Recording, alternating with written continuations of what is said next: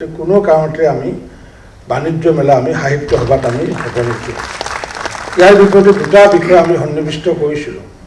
এটা হৈছে কি যে সাহিত্য সভাৰ লগত বিজ্ঞান মেলা আমি ৰাখিছোঁ।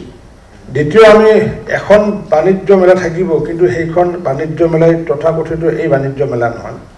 যি বজালীৰ উৎপাদিত যিসমূহ সামগ্ৰী, বজালীৰ উৎপাদিত সামগ্ৰীৰে এখন বজালী হাট থাকিব আৰু সেই সামগ্ৰীসমূহে আমাৰ তাত কিনা বেচা হ'ব। বাকী যিটো মেলামুখী যিটো কৰা হয়, বেলুনকে আদি কৰি ছাতিকে আদি কৰি বিভিন্ন ধৰণৰ, সেইবোৰ আমি সম্পূৰ্ণৰূপে বাহন কৰিছোঁ। ইয়াৰ লগতে যিহেতু আমি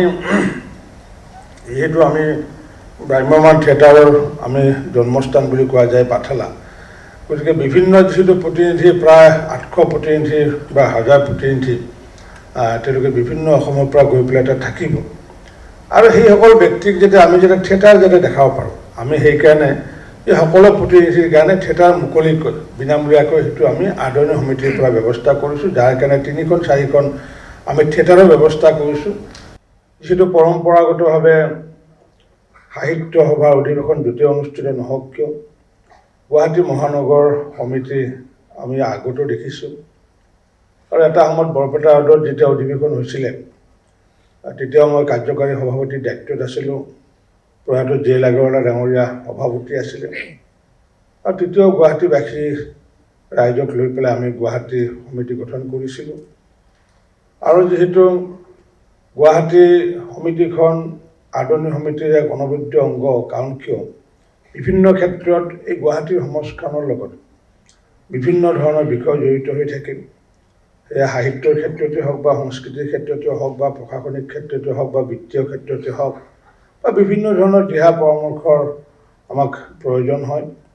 আৰু সেইকাৰণে এইবাৰো আমি চিন্তা কৰিছিলোঁ যে আমি এই মহানগৰ সমিতি গঠন কৰিম। আৰু আজি যিহেতু চৰকাৰীভাৱে বন্ধ, দ্বিতীয় হাফত যিহেতু ব্যক্তিগতভাৱে কাৰো বিশেষ কামো নাই, আৰু সেইকাৰণে আজিৰ এই তাৰিখটো ঠিক কৰি আমি আজি মহানগৰ শাখা সমিতিখন গঠন কৰাৰ কাৰণে আমি সভাৰ আয়োজন কৰিছিলোঁ। মই ভাবোঁ যে আমি আজি ইয়াতে কথা কোৱাতকৈ, যিহেতু আমি আদৰণি সমিতিৰ সভাপতিয়ে হওক বা কাৰ্যকাৰী সভাপতিয়ে হওক বা সম্পাদক, আমি কথা কোৱাতকৈ যে আজি যিসকলক আমি আমন্ত্ৰণ জনাইছোঁ তাৰ পৰা কিছু ব্যক্তিয়ে এই অধিৱেশনখনো কেনেকুৱা হোৱাটো ভাবে বা কিবা তেওঁলোকৰ পৰামৰ্শ কি, এই বিষয়ে যদি আমি কিছু আজি আভাস ল'বলৈ পাৰোঁ, তেতিয়াহ'লে নিশ্চিত ৰূপত আমি অধিৱেশনখন আগবঢ়াই নিয়াৰ ক্ষেত্ৰত আমাৰ সহায়ক হ'ব বুলি মই ভাবোঁ।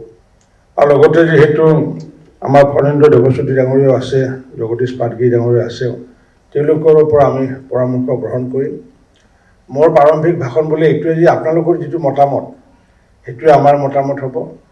গতিকে আমি অকল গুৱাহাটী মহানগৰ সমিতি গঠন সন্দৰ্ভতে নহয়, এই অধিৱেশনখনো কেনেকুৱাকৈ হোৱাটো বিচাৰে, কাৰণ কিয় আলাপ আলোচনা কৰিলে বিভিন্ন ধৰণৰ আমি পৰামৰ্শ পাওঁ। তেনেকুৱাকৈ আমি নতুনত্ব এটা আনিছোঁ।